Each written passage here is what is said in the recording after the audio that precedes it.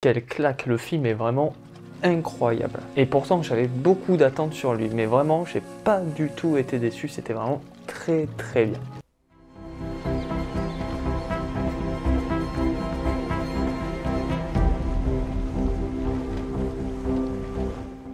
Pour cette vidéo, on va faire une très grande partie no spoil et on va avoir une toute petite partie spoil pour quelques petits détails qui m'ont un petit peu gêné ou qui me posent question. Mais ça, bien sûr, ce sera à la fin de la vidéo.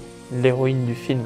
Pour vite fait résumer le pitch du film, on est dans un monde post-apo où il n'y a plus d'humains. On va suivre un chat qu'on va appeler Flo, mais bon, il n'a pas de nom évidemment dans le film, qui va devoir vivre et survivre dans ce monde. On comprend que c'est un monde qui est encore dans une phase de destruction parce que l'eau monte de plus en plus et donc les animaux vont devoir avoir des stratégies pour survivre. En gros, c'est plus ou moins l'Arche de Noé, mais ça j'y reviendrai du coup plus tard. Pour ce qui est du style graphique, il est vraiment très sympa, c'est vraiment très joli à voir tout le long du film. Il est très simple, je crois que ça a été fait sur Blender ou Blender, je sais plus comment on prononce le nom de ce logiciel, mais en tout cas ça permet d'avoir un rendu assez simple et notamment au niveau des poils des animaux qui sont un peu grossiers, mais ce qui n'est pas du tout gênant, ça donne une patte graphique qui est plutôt belle, donc voilà, c'est vraiment pas du tout gênant et c'est le truc qui est le plus difficile à faire. Donc l'avantage de ce style, c'est que ça permet, en tout cas je pense, de limiter un peu le temps de création, le temps d'animation, etc.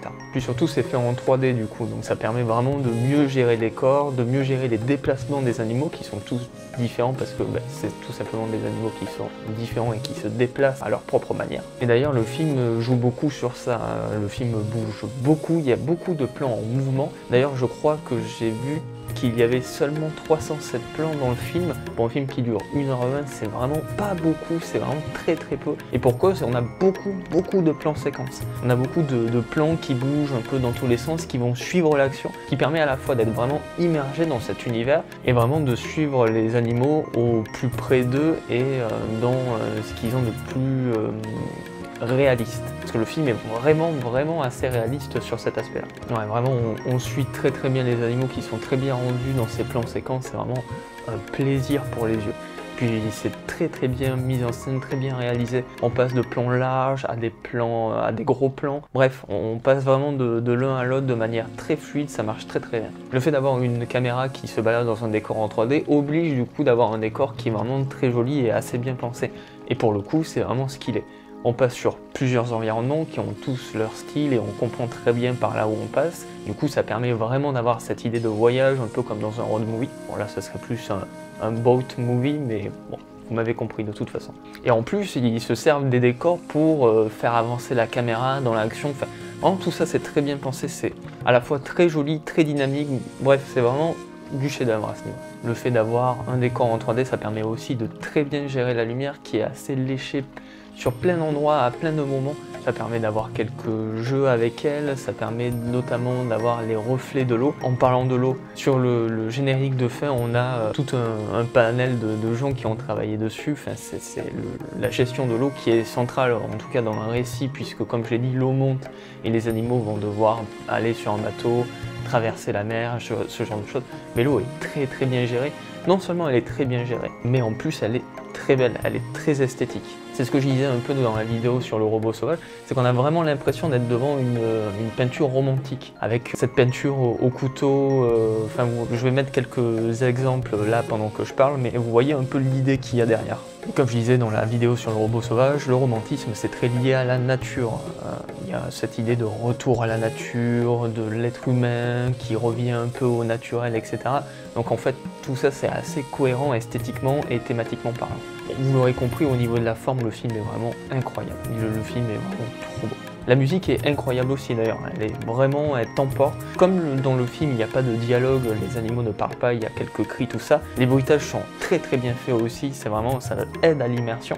Mais la musique vraiment, elle est magnifique, elle t'emporte dans les scènes, te rend triste dans les scènes où tu dois l'être. Enfin, vraiment, elle accompagne parfaitement et elle fait parfaitement office de second narrateur au-delà de la caméra. D'ailleurs, comme je parlais du générique tout à l'heure, ça me fait penser que le nom du réalisateur revient à plein de moments.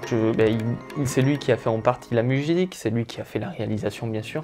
Je crois qu'il est aussi sur le chara-design ou des modèles 3D, je sais plus. Enfin, il est vrai. Son nom apparaît plein de fois, on dirait Alexandre Astier le mec. Commence à doucement me faire chier celui-là aussi.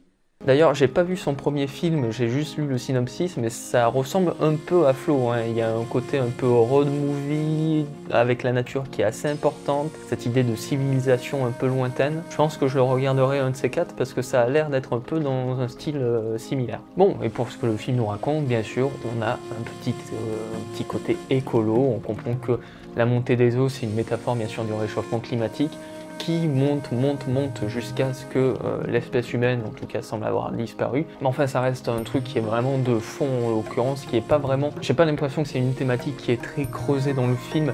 Déjà parce que le film, j'ai pas l'impression qu'il ait des thématiques très fortes, ça reste, je pense, un film un peu essai, comme ça, qui a pas grand-chose à lire.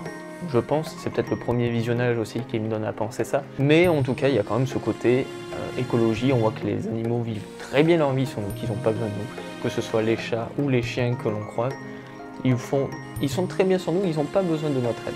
Mais d'ailleurs, dans son parti pris de monde post-apo où on suit un chat, ça fait penser à Stray, mais aussi ça fait penser un peu aux robots sauvages. Dans le robot sauvage, il y a des humains, il y a des robots, mais il y a aussi ce côté après l'apocalypse. Après que le monde tel qu'on le connaît a été détruit, ou en partie du moins, là il y a une renaissance. Dans le robot sauvage, il y a toujours une civilisation, etc.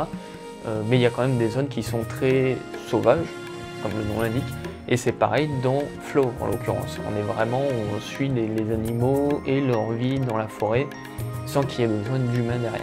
Avant de passer à la micro-partie spoil, il y a un truc qui m'a un peu dérangé dans le film, c'est le comportement des animaux, qui sont au départ des animaux, de tout ce qu'il y a de plus classique, qui réagissent comme des animaux, parfois qui sont un peu trop humanisés. Des fois c'est très bien fait, ça permet des scènes de comédie qui sont franchement très drôles, qui se servent du comportement animal que nous on perçoit comme drôle pour en faire une scène, etc. Bref, je vais pas spoil, mais c'est vrai qu'il y a quelques passages qui sont assez rigolos, mais parfois quand même, certains personnages sont trop humanisés. Après, je pense que y en a un, c'est un peu fait exprès qu'il soit plus humanisé que les autres. Mais ça, je vais y revenir dans la partie spoil du coup.